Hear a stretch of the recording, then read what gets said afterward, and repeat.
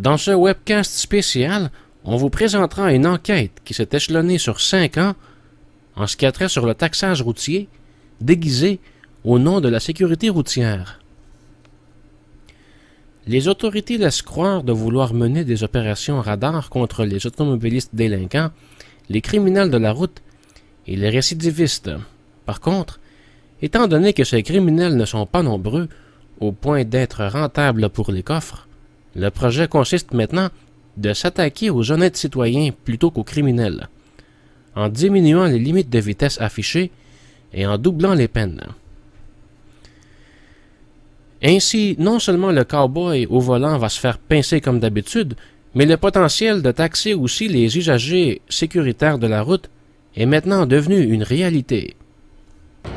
Un beau matin calme lors d'une opération de taxage routier, notre véhicule roulant à la limite permise et muni d'une caméra vidéo a été pris au piège par les autorités policières du poste 38, qui ont choisi de mener leurs opérations à un endroit où le panneau indiquant la limite de vitesse était sévèrement endommagé et illisible. Étant donné que notre véhicule roulait bel et bien dans les limites de vitesse permises, on a eu un doute sérieux quant à la légalité de cette opération. C'est alors, durant les longues minutes qu'on entendait la rédaction du constat, on observa que le SPVM arrêtait les usagers au hasard, qui eux aussi roulaient dans les limites permises d'une manière tout à fait sécuritaire. Convaincu que ce véhicule qui s'en vient roule dans les limites permises, on change de plan. Oups! En effet, cet usager qu'on voit rouler lentement est accusé par la Ville de Montréal pour excès de vitesse et d'avoir agi illégalement contre la loi sur la sécurité routière. La sécurité routière, étant donné qu'elle est une préoccupation secondaire dans cette activité de levée de fonds, ne vous en faites pas pour les automobilistes qui effectuent des demi-tours dangereux en plein milieu de la rue pour emboîter sur le trottoir des piétons devant les yeux de la police. La police ferme les yeux car la priorité de ce marathon, toujours déguisé au nom de la sécurité, est de taxer au laser le maximum possible de citoyens qui se rendent au travail ou à l'école, dans un laps de temps de 80 minutes. Pour maximiser la campagne de financement au nom de la sécurité routière, le SPVM a choisi de mener ce coup monté dans un secteur dont le panneau indiquant la limite de vitesse étant brisé et invisible de la rue, pour ensuite accuser leur proie de rouler contrairement à la signalisation installée. Tel que permis, la divulgation de la preuve a été exigée. La divulgation de la preuve est une procédure à laquelle le criminel demande formellement à son accuseur de lui remettre toute la preuve qu'il intente déposer contre lui au tribunal.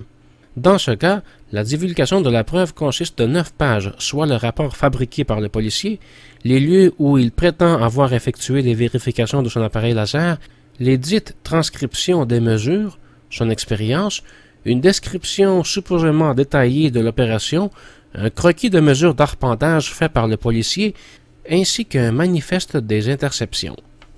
Sachant qu'il était question d'une opération policière illégale, on a passé toute la preuve à la loupe. L'appareil LTI 2020 du SPVM, qui est censé avoir une précision extrême et d'une marge d'erreur, dans le pire des cas de seulement 15 cm, nous démontre que l'erreur dans ce coup monté était plus de 200 fois hors de la limite permise. En examinant le rapport de police, on aperçoit aussi que l'opérateur a jugé bon de ne pas effectuer les tests d'interférence. Sachant que cet appareil est susceptible aux interférences, contrairement aux recommandations du manufacturier, il a plutôt prétendu effectuer dans la hâte les vérifications de son appareil laser dans l'espace de seulement 1 minute, et ce, directement à côté d'une source d'interférence au néon, soit le lampadaire 38. Du moins, c'est ce qu'il prétend avoir fait. Pour calculer la vitesse d'une auto, l'appareil laser divise la distance parcourue versus le temps écoulé. Puisque un nombre d'appareils laser du SPVM affectés aux opérations bidons ne sont pas en mesure de calculer correctement la distance, les vitesses indiquées aux policiers sont manifestement erronées. Étant donné que le fardeau de la preuve repose toujours sur la victime qui se fait pincer, l'accusé doit alors prouver que non seulement l'appareil laser, qui n'a pas droit de voir, était en bon état, mais aussi de prouver avec des preuves solides que la preuve fabriquée contre lui n'est pas improvisé, chose qui, grâce aux trucs employés par les procureurs affectés à opposer les citoyens comme des criminels, il est très difficile, voire impossible. Pour cela, on vous laisse avec les mots dont la poursuite même a avoué ici même à la cour municipale.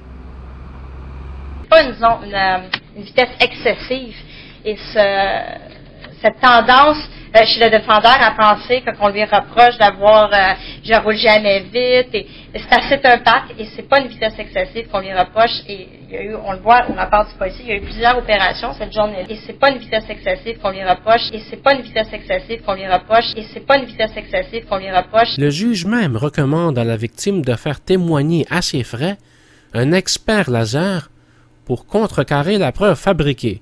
Et même à ça, il ne semble pas convaincu.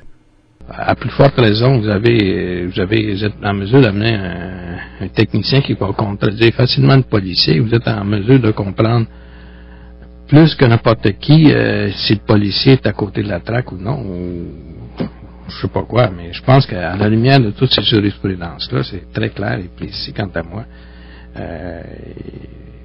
C'est de cette manière-là qu'il faut que ça se fasse. Pour ces raisons, la requête est rejetée.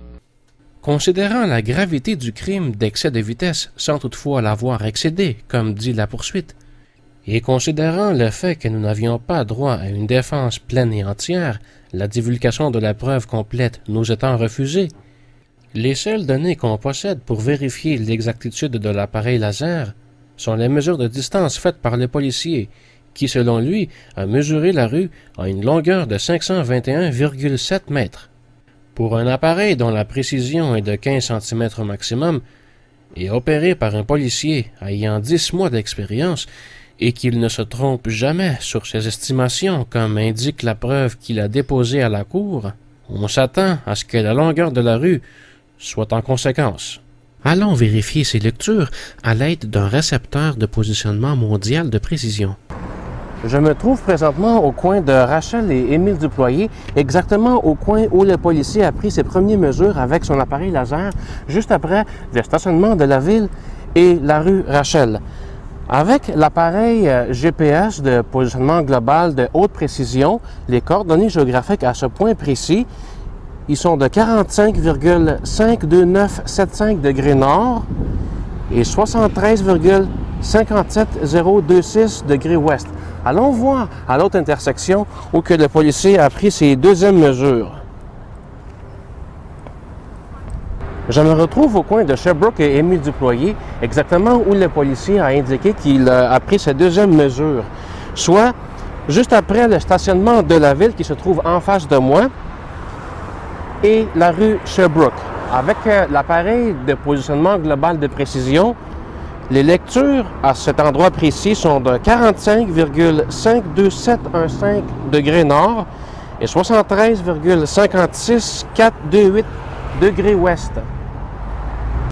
Une simple soustraction nous permet de calculer que la distance de la rue entre ces deux points géographiques est de 554,28 mètres, contrairement à la preuve déposée en cours qui donne la longueur de la rue à 521,7 mètres. Soit une erreur de 32,58 mètres. Pour un appareil laser qui est censé avoir une précision en seulement 15 cm et opéré par un policier ayant 10 mois d'expérience et qu'il ne se trompe jamais sur ses estimations, tel qu'il appert par la preuve fabriquée et déposée à la cour, bien sûr. Dans cette opération bidon, la Ville de Montréal nous a déclaré la guerre psychologique. Et sachant que cette affaire est toujours en justice, en octobre 2007, nous envoie illégalement un avis de bref de saisie, nous obligeant de payer la Ville un montant de 433,80 $, soit 3 fois le montant prévu par la loi, par le tarif judiciaire. Tout ça pour un excès de vitesse qui n'a jamais été excédé. Sans quoi, notre véhicule ainsi que nos meubles pourront être saisis. Là-dessus, on vous donne rendez-vous pour le prochain reportage dont on vous fera découvrir comment les autorités ont plaidé à la chambre criminelle pour justifier cette opération laser bidon, allant même jusqu'à altérer le procès verbal déposé en preuve à la cour. Au revoir et à bientôt.